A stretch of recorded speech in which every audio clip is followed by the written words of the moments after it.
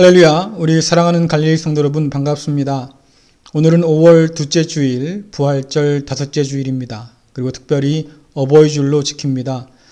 이 영상은 함께하지 못한 우리 갈릴리 성도 여러분들을 위한 영상입니다. 여러분 있는 그곳에서 이 영상을 통해서 함께 하나님을 예배할 수 있기를 간절히 바랍니다. 마음 정돈하시고 묵상으로 기도하면서 부활절 다섯째 주일 어버이줄 예배를 하나님께 드리겠습니다. 하나님은 영이시니 예배하는 자가 영과 진리로 예배할지니라. 아멘. 영이신 하나님, 이 시간 성령으로 임재하셔서 이 예배를 받아 주옵소서.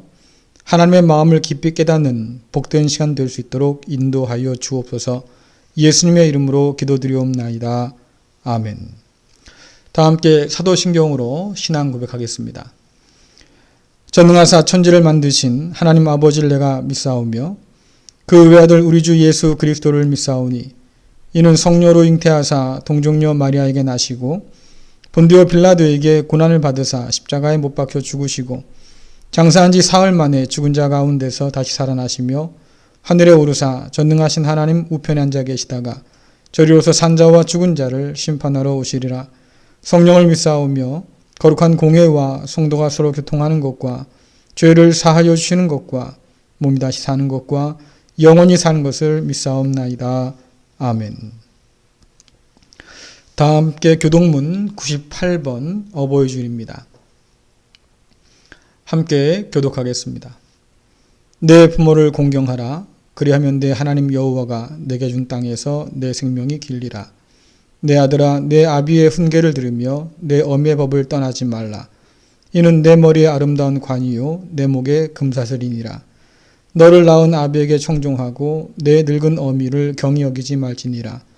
내 부모를 즐겁게 하며 너를 낳은 어미를 기쁘게 하라. 자녀들아, 주 안에서 너희 부모에게 순종하라. 이것이 옳으니라.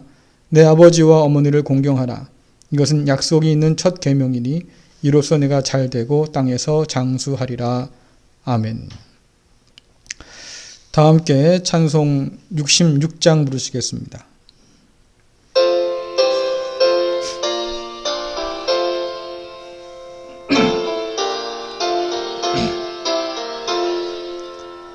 다 감사드리세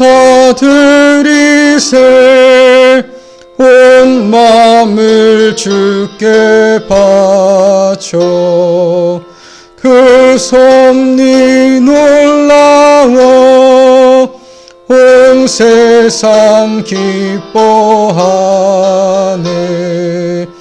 옛부터 주신 복 한없는 그 사랑 선물로 주시네.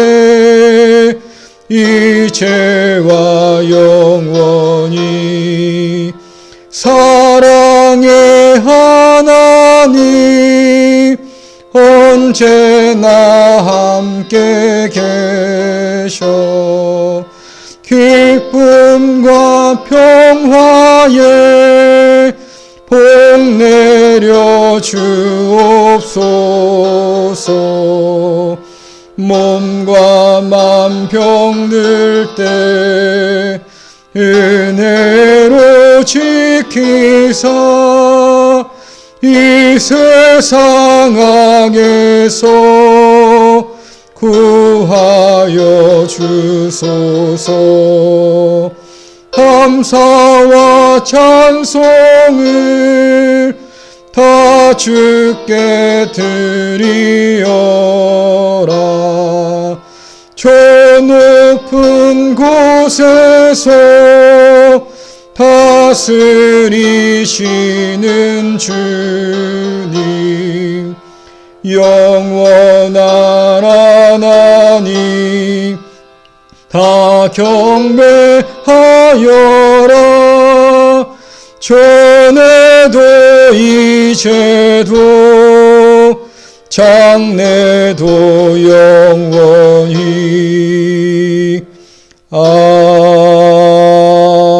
아멘. 기도하겠습니다. 살아계셔서 오늘도 역사하시는 여호와 하나님 아버지, 이 시간 은총의 자리에 저희를 불러주시니 참으로 감사를 드립니다.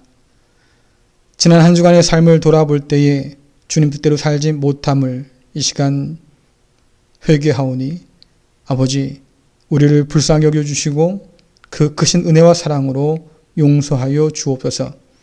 그리스도 예수를 닮아서 새롭게 변화되는 복 있는 성도 될 수 있도록 우리 모두를 인도하여 주옵소서.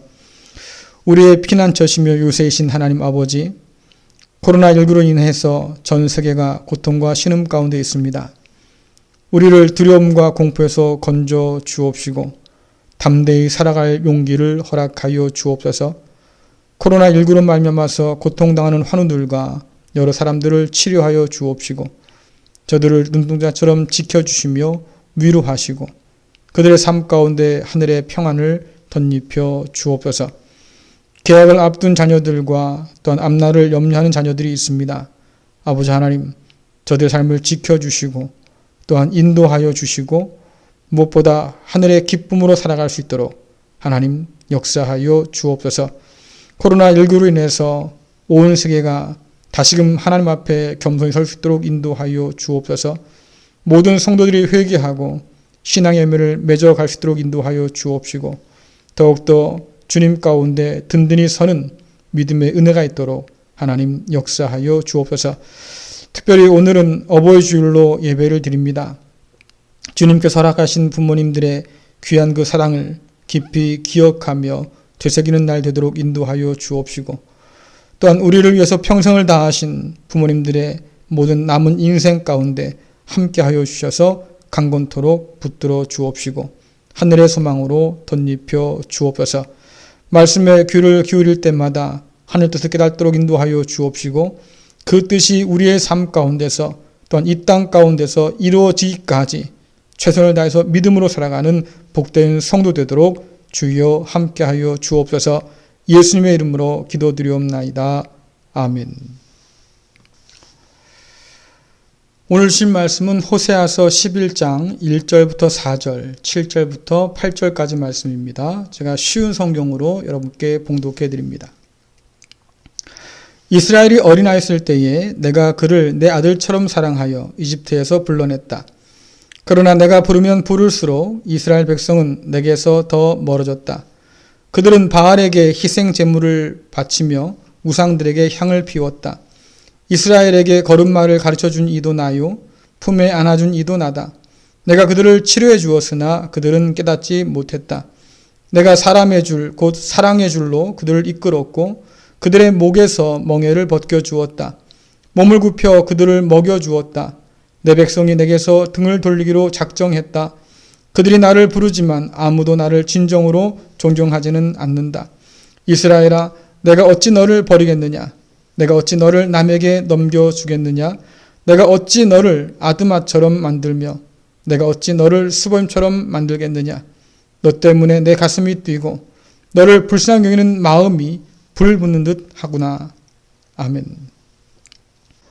할렐루야. 아멘. 네, 우리 함께 인사 나누겠습니다. 잘 오셨습니다.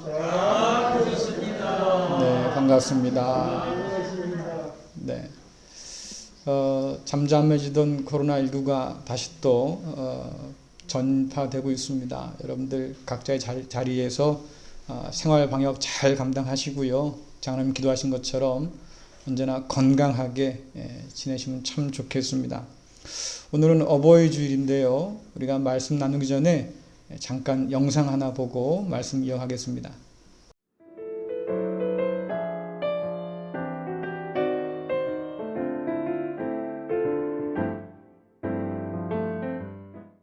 안녕, 나 유랑이야. 엄마가 사랑하고 꼭 건강해야 돼. 다음에 코로나 없어지면 같이 많이 놀러 가고 여행도 가자. 안녕. 엄마, 아빠 사랑해요. 엄마, 아빠 감사해요. 엄마, 아빠 사랑해요. 그리고 우리 키워주셔서 감사해요. 엄마, 아빠 사랑합니다. 그리고 오늘 내처럼 예준이를 낳아주시고 아들의 말을 따라주셔서 아티카를 사줘서 감사합니다. 앞으로 노력을 해서 더 좋은 아들이 되겠습니다. 안녕. 엄마, 아빠, 사랑해요. 잘 키워주셔서 고맙습니다. 사랑해요. 엄마 아빠 사랑해요. 어버이날에 선물 드릴게요. 엄마, 아빠 사랑해요. 저를 낳아주셔서 감사합니다. 엄마 아빠 사랑해요. 사랑해요. 사랑합니다. 할머니, 할아버지 항상 건강하시고 사랑합니다. 어머니, 아버지 건강하시고 오래오래 사세요. 엄마 아빠 사랑해요. 멀리 살고 있어가지고 잘 못하지만 그래도 항상 생각하고 있다는 거 잊지 말아주세요. 사랑합니다. 아버지, 어머니 사랑합니다. 아빠, 엄마 건강하시고 그리고 키워줘서 감사합니다. 부모님 언제나 사랑으로 키워주셔서 감사합니다.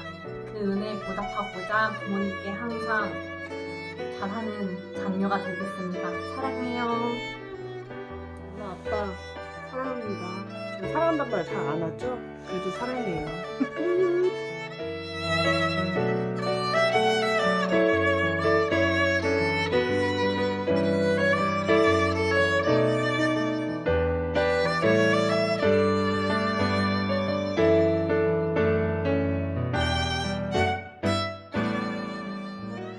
집사님 건영이한테 선물 받았어요? 참 듣기 어려운 말들이죠. 자녀들한테 사랑해요. 어릴 때야 많이 하지만 나이가 들어서는 잘 안 하는 말인데, 그래도 지난주에 여러분들을 위해서 우리 자녀들이 영상을 준비한 겁니다. 이렇게 귀한 자녀를 가리켜서 우리는 눈에 넣어도 아프지 않을 아이 이렇게 말합니다. 하지만 그 아이로 인해서, 그 자녀로 인해서 부모는 얼마나 많은 눈물을 흘렸을까요? 오늘은 부모님의 은혜를 깊이 새기는 어버이 주일입니다. 부모님이 아직 살아계신 분이나 아니면 이미 돌아가신 분 모두 아마 뼈저리게 후회하면서 보내는 날일 겁니다. 살아계실 때 좀 더 잘해드릴 걸, 그래서 후회하고요. 또 살아계심에도 불구하고 잘해드리지 못해서 자식은 또 이런 날만 되면 후회하게 됩니다. 사실은 목사인 저도 예외는 아니어서 이런 자리가 저는 굉장히 불편해요. 목사가 되었다고 해서 늘 잘 찾아뵙지도 못하고 또 뭐 잘 해드리지 못하고 이러면서도 제가 이 자리에 서서 부모님께 잘하십시오 라고 말하는 게 참 때로는 부끄럽기도 하고요. 또 마음이 불편하기도 합니다. 그럼에도 불구하고 제가 이 설교를 통해서 여러분과 말씀을 나누고자 하는 이유는 우리가 자녀로서 부모를, 또 자녀로서 하나님을 공경하고 살아야 될 사람이기 때문에 그렇죠. 여러분은 부모님의 사랑을 생각하면 가장 먼저 뭐가 떠오릅니까? 내가 이걸 생각하면 부모님의 사랑이 떠올라. 혹시 뭐 이런 거 있어요? 뭘 보기만 하면, 뭘 생각만 하면 우리 부모님 날 참 많이 사랑했는데, 혹시 이렇게 떠오르는 뭐가 있습니까?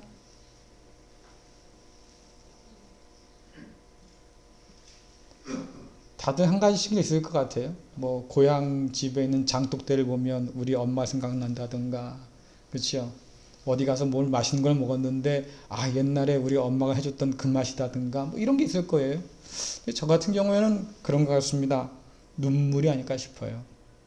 부모님의 눈물, 아버지의 눈물, 혹은 어머니의 눈물, 자녀를 위해 흘린 눈물, 부모가 아니었으면 결코 흘리지 않았을 그런 눈물인데 말이죠.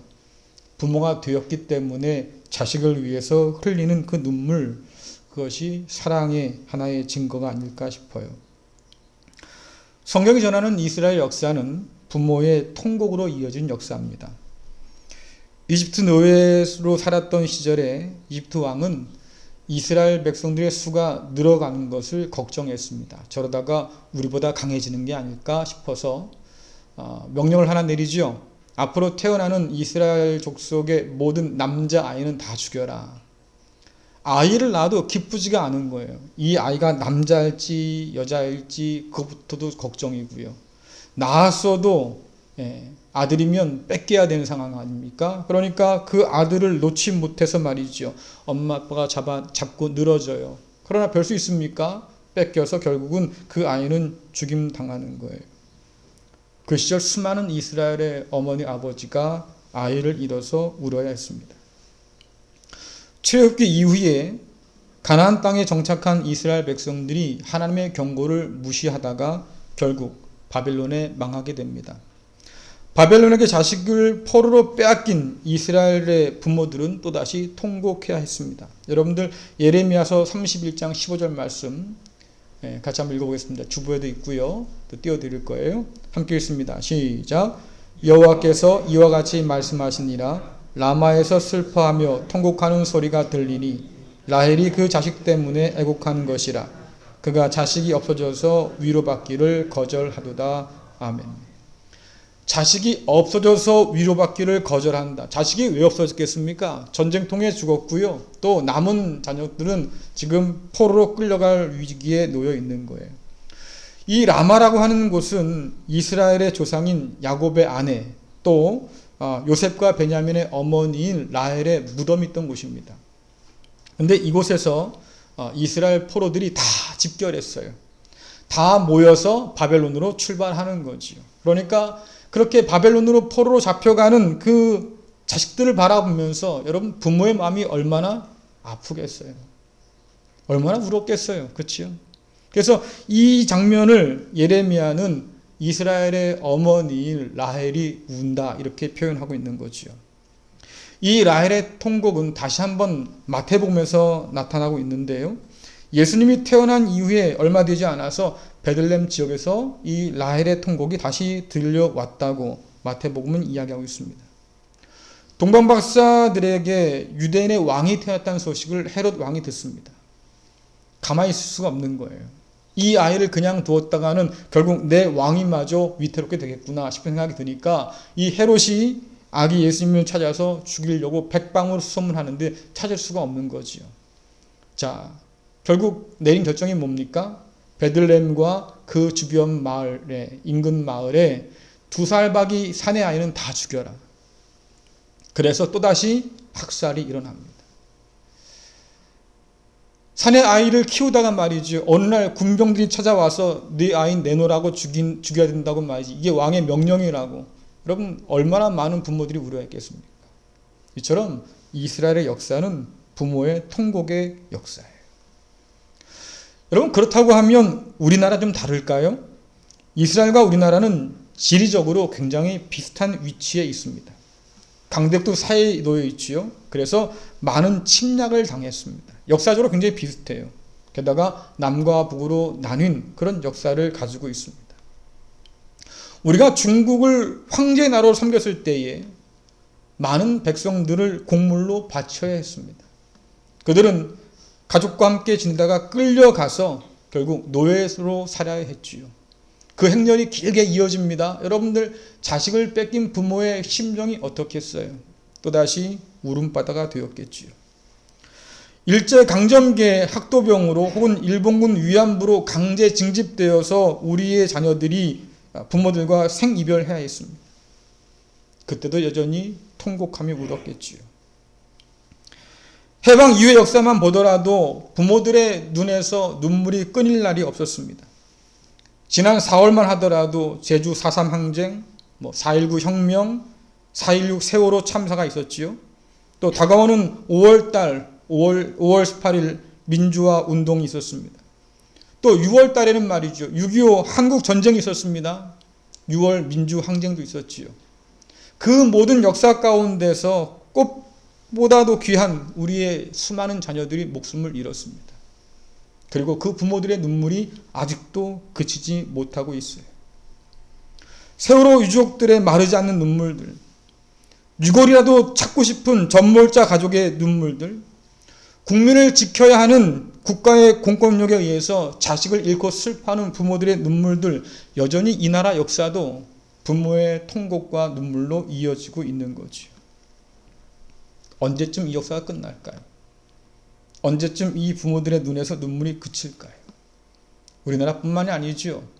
전쟁으로 말미암아서 분쟁 지역에 있는 모든 사람들, 그곳에서 눈물 흘리는 부모들이 있습니다. 그러나 이런 부모의 눈물은 아픈 역사의 현실 속에서만 찾아볼 수 있는 것이 아닌 것 같아요. 자식을 둔 부모의 가슴에는 언제나 남모를 눈물과 탄식이 흐르지 않습니까? 자식을 위한 부모의 눈물은 어쩌면 숙명일지도 모르겠어요. 우리가 그런 말 쓰잖아요. 무자식 상팔자. 그렇죠? 가지 많은 나무에 바람 잘 날 없다. 여러분, 이런 옛말이 그냥 나온 말이 아닙니다. 고사성어에 보면 이런 부모의 마음을 한마디로 표현했습니다. 단장지애. 이때 애는 사랑 애자가 아니에요. 슬플 애자죠. 단장지애. 창자가 끊어질 것 같은 그런 슬픔. 이 단장지에 얽힌 일화가 있습니다. 중국의 한 병사가 말이죠. 새끼 원숭이를 잡아서 배에 태우고 갔습니다. 이를 본 어미 원숭이가 자기 새끼를 찾겠다고 말이죠. 무려 100길 100리를 쫓아왔어요. 그 배가 강길석에 가까이 다가왔을 때에 어미 원숭이가 갑판 위로 뛰어들었지요. 그러고 나서는 곧 혼절해서 죽고 맙니다. 도대체 이 원숭이가 왜 죽었을까 궁금하잖아요. 그래서 병사들이 배를 갈라봤어요. 그랬더니 그 모든 창자가 다 끊어져 죽었답니다. 왜 끊어졌겠어요? 그만큼 애가 탄 거예요. 자식을 잃어서 잡혀갔으니까 그거 찾으려고 길을 쓰고 쫓아오다가 말이죠. 결국 혼절해 죽은 거죠. 그래서 부모가 자식을 위해서 가슴으로 울 때 이 말을 씁니다. 단장지애. 여러분, 부모의 마음에 자녀는 늘 걱정거리잖아요. 저도 어제 막내 셋째를 이제 기숙사로 내보냈어요. 첫째도 지방에 가 있고, 둘째도 군대 가 있고, 셋째도 지방 가 있고 말이죠. 잘 하겠지 싶은 마음이 있지만 한편으로는 또 걱정도 돼요. 잘할까? 여러분, 부모에게 자녀는 말이죠. 잘해도 걱정이고 못해도 걱정이잖아요. 그래서 걱정도 팔자라는 말이 있지만 부모라고 하면 이 걱정이 늘어질 팔자인 거예요. 자녀 때문에 늘 걱정하게 되는 거. 아우, 제가 졸업해서 직장은 잡을까? 직장을 잡아요. 아우, 근데 제가 결혼을 할까? 결혼을 해요? 아유, 근데 제가 애는 잘 낳을까? 애를 낳아요? 아유, 또 그 아이는 잘 키울까? 걱정이 꼬리를 물고 계속 자라나지요. 여러분, 그게 부모 마음이잖아요. 자식으로 말미암아서 속을 끓인다 그러지만 그 끓이다 못해서 그 속이 끊어지는 것, 여러분, 그게 단장지의 부모의 사랑이에요. 사랑하는 성도 여러분, 하나님께서 부모에게 자식을 주셨습니다. 여러분, 왜 주셨을까요? 한번 생각해 보셨어요? 부모에게 왜 자식을 주었을까? 야, 너 속 좀 썩어봐라 말이지. 골탕 좀 먹어봐라. 그래서 주셨겠어요? 여러분들? 아니잖아요. 부모가 속 썩이는 자녀를 보면서 이런 말 종종 하지 않습니까? 너 커서 꼭 너 같은 애 낳아서 말이지. 키워봐야 내 마음 알 거야. 하나님도 그러지 않을까요? 자녀를 낳아봐야 철이 들고 부모의 마음을 알 수 있는 것처럼 그렇게 해서라도 하나님 아버지의 마음을 좀 알아라, 이 뜻이 아닐까 싶습니다. 그렇다고 하면 자녀에게는 왜 부모를 주셨을까? 다른 것이 아니겠지요. 부모를 공경함으로 하나님 공경하기를 배워라. 여러분들, 눈에 보이는 아버지, 어머니를 공경하지 않으면서 눈에 보이지 않는 하나님 아버지를 공경한다? 이것은 앞뒤가 안 맞는 말이에요. 그러니까 눈에 보이는 부모를 공경함으로 하나님 아버지를 공경하는 법을 배우며 살라고 자녀에게는 부모를 주신 거지요. 이것이 가정을 만드신 하나님의 뜻이에요. 이처럼 부모요, 또 자녀인 우리는 가정을 통해서 하나님의 마음을 배우고 헤아릴 수 있습니다. 그래서 부모가 흘리는 눈물의 그 의미를 이해하지 못하는 사람은 우리를 위해서 흘리는 하나님 아버지의 눈물도 이해할 수가 없는 사람이에요. 성경은 하나님께서 부모처럼 우리를 위해서 통곡한다고 말씀하고 있습니다. 성경은 하나님과 그 택한 백성의 관계를 여러 비유로 우리에게 가르쳐 주는데 그냥 딱딱한 사무적인 관계들이 아니고요. 아주 친밀한 떨어질 수 없는 그런 관계를 가지고 하나님과 그 택한 백성의 관계를 가르쳐 줘요. 예를 들자고 하면 목자와 양이 있고요. 남편과 아내 혹은 신랑과 신부가 있습니다. 그리고 아버지와 아들의 관계가 있지요. 떨어질 수 없는 친밀한 관계들. 그것이 오늘 호세아 11장 1절에서 기록된 겁니다. 여러분들 호세아 11장 1절 말씀 주보했습니다. 함께 읽어보겠습니다. 시작. 이스라엘이 어린아이였을 때 내가 그를 내 아들처럼 사랑하여 이집트에서 불러냈다. 아들처럼 사랑해서 누를요. 그 택한 백성을 아들처럼 사랑해서 애굽에서 건져냈어요. 그것만이 아니죠. 이어지는 3절, 4절, 7절 보면 말이죠. 하나님께서 마치 부모가 자녀를 정성껏 양육하는 것처럼 그렇게 이스라엘을 돌봤어요. 걸음마도 가르쳐 주었지요. 품에 안아서 키워 주었습니다. 아프고 다칠 때는 말이죠. 치료도 해 주었어요. 사랑의 줄로 인도해 주었고 목에서 멍에를 끌어서 자유롭게 해 주었고 심지어 먹을 것을 주어서 살 수 있도록 해 주었습니다. 그런데 이 이스라엘이 하나님께 등을 돌리기 시작해. 점점 멀어집니다. 불러도 대답하지 않아요. 돌아오지 않아요. 등을 돌리기로 작정했다고 성경은 말해요. 하나님이 이런 이스라엘 백성 뭐라고 말씀하십니까? 너희가 나를 존경하지 않는다. 무슨 말이에요? 이스라엘 백성이 부모로서의 하나님을 인정하지 않는다 그 말이에요. 여러분들 자녀가 여러분을 무시한다고 하면 여러분 마음 어떻겠어요? 그렇게 애를 써서 말이죠. 자녀를 키웠는데 이 녀석이 머리가 좀 컸다고 말입니다. 부모를 우습게 하고 말이죠. 부모 말에 귀를 기울이지 않고 말입니다. 무시해요. 그럼 여러분 마음이 어떻겠어요? 우린 종종 하나님께서 우리 마음을 알아주기를 바라지요. 그치요? 근데 우리가 하나님 마음은 알아주고 있을까요? 자식은 그럽니다. 엄마 아빠는 내 마음 몰라. 근데 한 번쯤 자식 입장에서 한번 생각해 보세요. 그런 아이는 아빠 엄마를 이해할까요? 관심 없잖아요. 그게 철없는 거예요. 자기만 아는 거, 내 마음만 중요한 거, 엄마 아빠가 내 마음 몰라줘서 속상한 거, 거기에 집착하는 사람은 아직 어린 거예요. 나이가 들어 철이 들면 엄마의 마음이 이렇겠구나, 아빠의 마음이 이렇겠구나, 그 마음을 헤아릴 줄 아는 것이 어른이죠. 마찬가지예요. 우리는 하나님 마음에 별로 관심 두지 않습니다.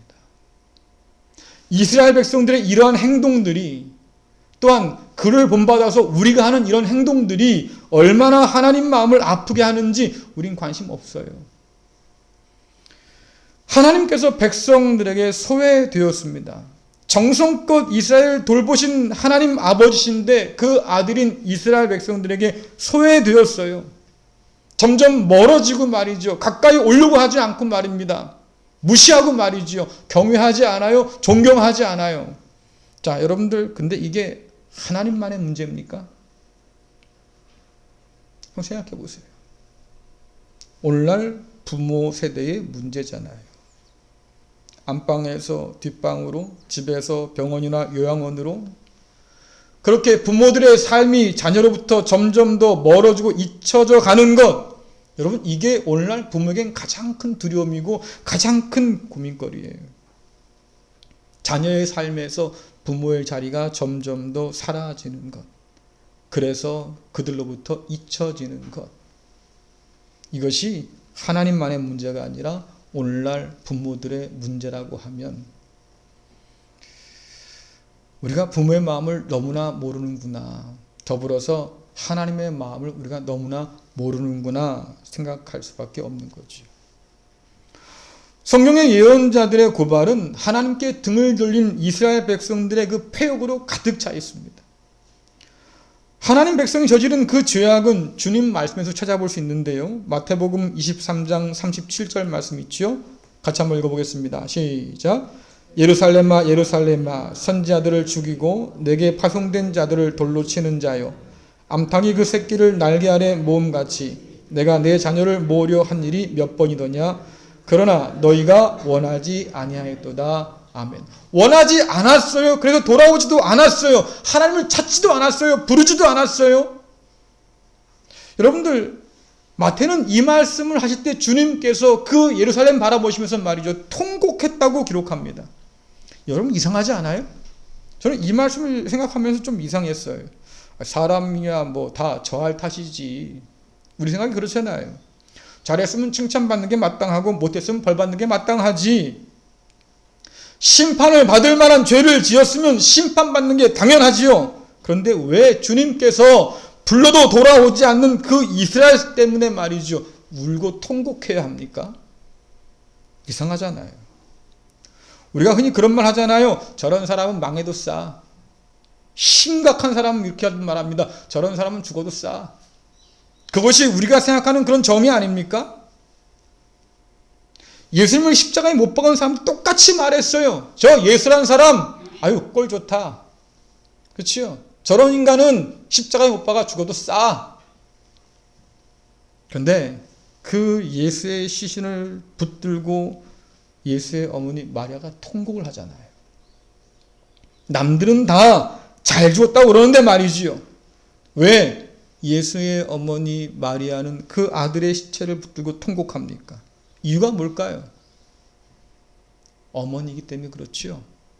어머니의 마음을 가졌기 때문에. 마찬가지로 하나님의 심판 아래 놓인 우리를 위해서 주님이 그렇게 통곡하는 이유가 뭡니까? 하나님 아버지의 마음을 가졌기 때문이에요. 하나님은 악인이 죽는 것을 기뻐하지 않는다고 말씀하십니다. 회개하고 돌이켜서 돌아온 것을 하나님은 원한다고 말씀하시잖아요. 하물며 하나님의 자녀가 말이죠, 심판 아래 떨어진 것을 하나님께서 기뻐하시겠어요? 그러니까 고통스러운 거의 마음이요, 끝내 돌아오지 않는 그 백성들, 자녀들을 향한 그 하나님의 마음이 바로 단장지예요. 애가 끊어진 것 같은, 장이 끊어진 것 같은 그런 슬픔을 안고 있는 거지요. 여러분들 호세아 11장 8절 말씀 주보였습니다. 같이 한번 읽어보겠습니다. 시작. 이스라엘아, 내가 어찌 너를 버리겠느냐? 내가 어찌 너를 남에게 넘겨주겠느냐? 내가 어찌 너를 아두마처럼 만들며 내가 어찌 너를 스보임처럼 만들겠느냐? 너 때문에 내 가슴이 뛰고 너를 불쌍히 여기는 마음이 불붙는 듯 하구나. 아멘. 너 때문에 내 가슴이 뛰고 너를 불쌍히 여기는 마음이 내 마음 중에서 불붙는다. 여러분, 이스라엘은 말입니다, 바알과 우상에게 마음 뺏겼어요. 하나님 음성에 귀를 기울이지도 않습니다.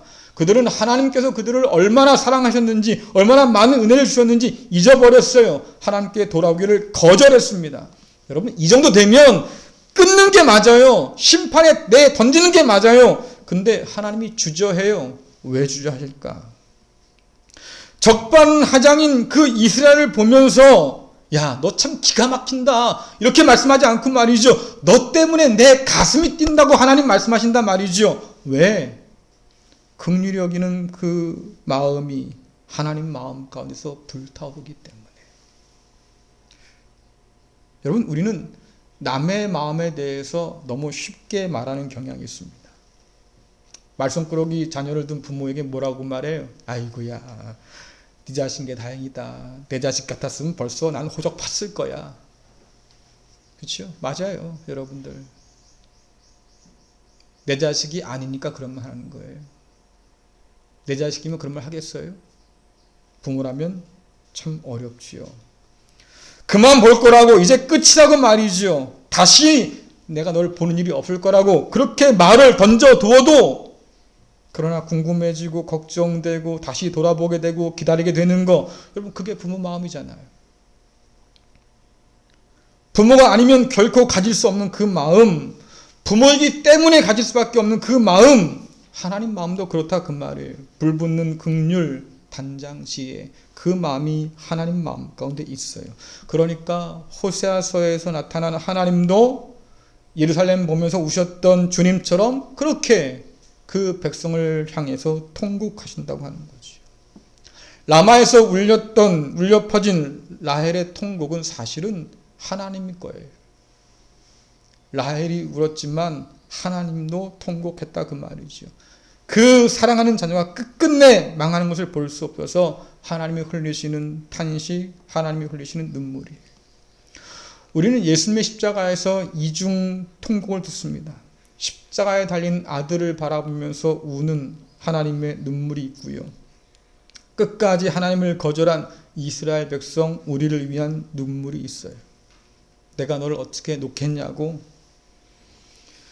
그래서 우리를 다시 붙들고자 하시는 그 하나님께서 우리를 붙들기 위해서 사랑하는 아들을 십자가에 내어 놓으셨잖아요. 그러니까 통곡할 수밖에 없는 거죠. 그러고 보면 하나님도 여느 가정의 가장인 아버지처럼 혹은 어머니처럼 말이죠. 자녀 때문에 속개나 썩는 분인 것 같아요. 속 썩이는 자녀를 끌어안고 끌탕하시는 분 우리 하나님이지요. 그래서 하나님의 눈에서는 여전히 그 눈물이 마를 날이 없어요. 여러분, 언제쯤 우리가 하나님 마음을 알 수 있을까요?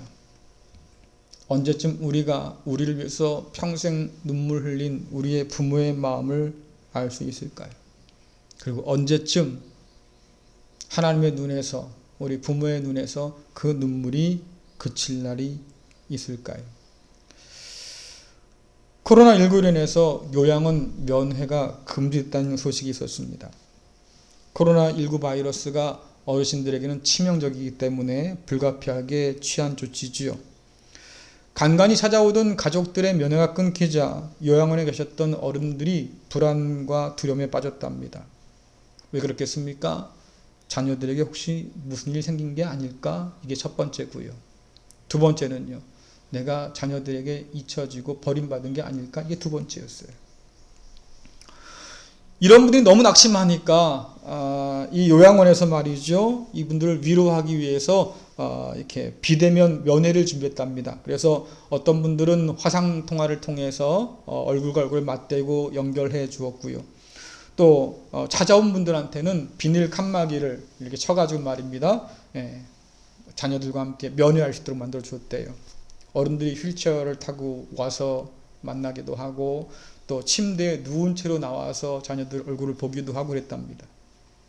이것저것 또 어려운 분들은 그냥 베란다에서 얼굴만 보게 해달라고, 자녀들은 저 밑에 마당에 있고 말이지요. 엄마 아빠 얼굴만 보게 해달라고. 그래서 잘 있으니 걱정하지 말라고. 여러분, 그렇게라도 짧게 만났는데 부모들의 얼굴이 확 펴졌어요. 왜 펴졌겠어요? 우리 자녀들 괜찮구나, 별일 없구나, 안전하구나 라고 하는 거 하나. 또 하나는요, 내가 자녀들에게 잊혀지거나 버림받은 게 아니네 라고 하는 거 하나.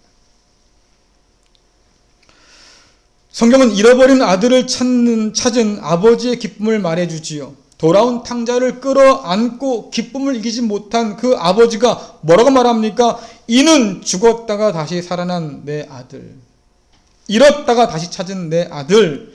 여러분, 돌아온 아들을 부둥켜 안은 순간 아버지의 탄식과 그 눈물이 그치고 기쁨으로 바뀐 거예요. 이 기쁨을 어떻게 말합니까? 여러분, 누가복음 15장 7절 보세요. 또 연속해서 스바냐 3장 17절 읽겠습니다. 같이 읽습니다. 시작. 내가 너에게 이르노니 이와 같이 죄인 한 사람이 회개하면 하늘에서는 회개할 것 없는 의인 99으로 말미암아 기뻐하는 것보다 더하리라. 너희 하나님 여호와가 너의 가운데 계시니 그는 구원을 베푸실 전능자시라. 그가 너로 말미암아 기쁨을 이기지 못하시며 너를 잠잠히 사랑하시며 너로 말미암아 즐거이 부르며 기뻐하시리라 하리라. 아멘. 돌아와서 안기면 기뻐한 것이 더할 것이다. 그렇죠? 하나님께서 우리 가운데 계신데, 우리는 그분의 품 안에 있는데, 하나님께서 그런 우리를 너무너무 기뻐하시고 사랑하시고 즐거워서 말이죠. 몸둘 바를 모르신다. 이게 성경의 기록이에요. 여러분, 언제쯤 우리 부모의 눈에서 눈물이 그칠까요? 언제쯤 하나님의 그 눈에서 눈물이 그칠까? 안방에서 뒷방으로, 집에서 요양원으로, 자녀의 삶에서 점점 소외되는 부모의 눈에는 눈물 마를 날이 없어요. 그러나 부모의 마음에 자녀가 있고 그 자녀의 마음에 부모가 있을 때 비로소 부모의 눈에선 눈물이 그치기 시작합니다. 자녀가 부모를 잊지 않고 기억할 때, 존경하고 따를 때에 부모의 눈에선 눈물이 그쳐요. 어버이의 은혜를 기억하고 감사하는 어버이 주일이지요. 우리를 위해서 눈물을 아끼지 않으셨던 부모님께 감사할 수 있기를 간절히 바랍니다. 살아계신 부모님의 눈에서 슬픔과 탄식의 눈물이 그치도록 부모님의 마음이 여전히 자녀뿐인 것처럼 자녀들의 마음 가운데도 부모님의 자리가 있기를 간절히 축원합니다. 그럴 때 우리 부모들의 눈에서 눈물이 그칠 거예요. 그뿐 아니라 하나님 안에 우리가 있듯이 우리 안에 하나님의 자리를 내어 드려야 마땅하겠지요. 여러분, 이것은 하나님의 오랜 꿈이에요. 성경 예언서를 읽다 보면 하나님의 꿈이 드러나 있는데 하나님께서 그 친 백성들을 다시 불러 모아서 품에 안는 날이 온다고 우리에게 가르칩니다. 하나님께서 그 백성들을 찾아오셔서 그 백성을 다 불러 모셔서 다시 품에 그 안으실 날들이 우리에게 주어진다고 얘기하고 있습니다. 성경은 우리가 그리스도 예수 안에서 하나님 아버지의 품에 안길 때 비로소 우리의 눈에서 눈물이 그친다 말하지요. 그런데 바로 그때에 하나님께서 우리를 품에 안으실 바로 그때에 하나님의 눈에서도 눈물이 그칠 거예요.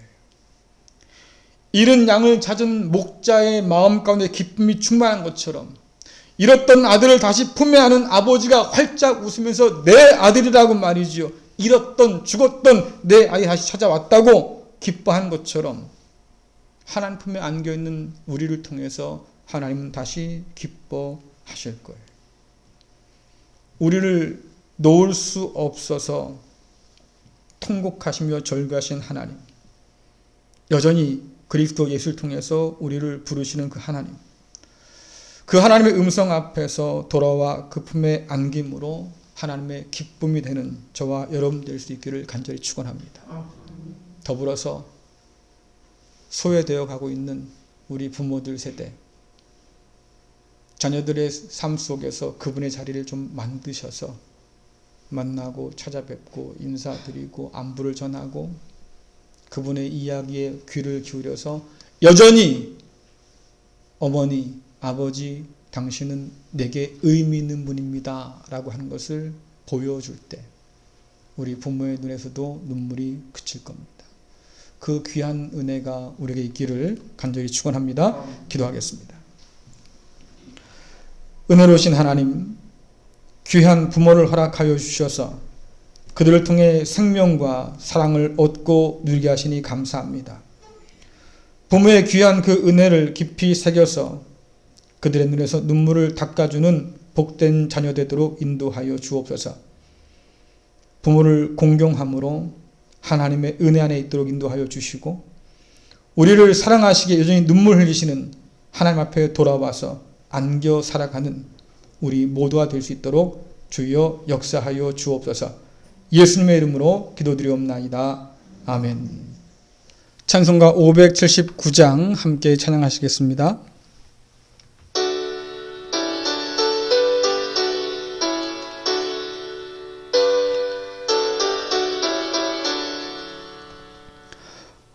어머니의 넓은 사랑 귀하고도 귀하다. 그 사랑이 언제든지 나를 감싸줍니다. 내가 울 때 어머니는 주께 기도드리고 내가 기뻐 웃을 때에 찬송 부르십니다. 아침 저녁 읽으시던 어머니의 성경책 손때 남은 구절마다 모습 본 듯합니다. 믿는 자는 누구든지 영생함을 얻으리. 들려주신 귀한 말씀 이제 힘이 됩니다. 홀로 누워 괴로울 때, 헤매다가 지칠 때 부르시던 찬송 소리 귀에 살아옵니다. 반석에서 샘물 나고 황무지에 꽃피니 예수님과 동행하면 두려울 것 없어라. 온유하고 겸손하며 올바르고 굳세게 어머니의 뜻 받들어 보람있게 살리라. 풍파많은 세상에서 선한 싸움 싸우다 생명신에 흐르는 곳 길이 함께 살리라. 기도하겠습니다. 하늘에 계신 우리 아버지, 일용할 양식을 주시고 세상 악에 빠지지 않게 하시며 악으로 선을 이기도록 도와주심을 감사를 드립니다. 하나님의 자녀로 살 수 있도록 힘과 용기 주심도 감사드리고 하나님의 소유된 백성임을 잊지 않고 살도록 믿음의 담대함을 주심도 감사를 드립니다. 애쓰고 수고한 것이 헛되지 않아서 아름다운 소산으로 열매 맺게 하심도 감사를 드리고 이것들로 인하여서 우리의 삶을 영위하며 살아갈 수 있도록 도와주심도 감사를 드립니다. 이 놀라운 하나님 아버지의 은혜를 기억하면서 이 시간 예물을 올려드립니다. 아버지 하나님 기쁘게 받아 주옵소서. 또한 우리가 더욱 하나님을 의지하며 이 세상을 이기며 살 수 있도록 주여 도와주옵소서. 예수님의 이름으로 기도드리옵나이다. 아멘. 교회 소식 몇 가지 전해드립니다. 오늘은 어버이 주일로 예배를 드렸습니다. 부모를 공경함으로 하나님을 공경하는 우리 모두가 될 수 있기를 바라고요. 또 자녀 세대에게 소외되어 가고 있는 우리 부모 세대를 자녀 세대들이 끌어안을 수 있는 그런 은혜가 있도록 또 부모 세대의 눈에서 눈물이 닦일 그날이 속히 올 수 있도록 여러분 특별히 기도하시면 좋겠습니다. 또 다음 주일은 부활 감사 예배로 드립니다. 여러분 기억하시고 꼭 오셔서 함께 예배하기를 바랍니다. 다 함께 찬송가 325장 1절만 부르겠습니다.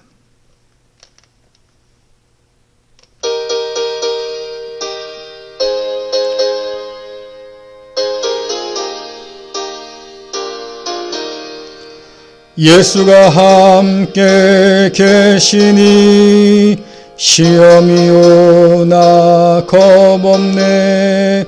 기쁨의 근원 되시는 예수를 위해 삽시다. 날마다 주를 섬기며 언제나 주를 기리고 그 사랑 안에 살면서 딴 길로 가지 맙시다. 기도하겠습니다.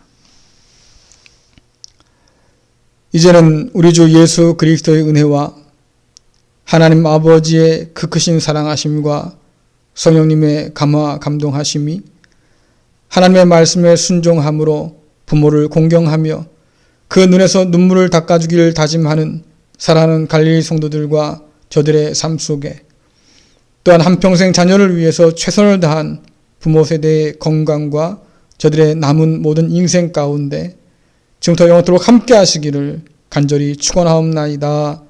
아멘. 네, 예배 마치겠습니다. 여러분 한 주간도 주님 안에서 승리할 수 있기를 간절히 바랍니다.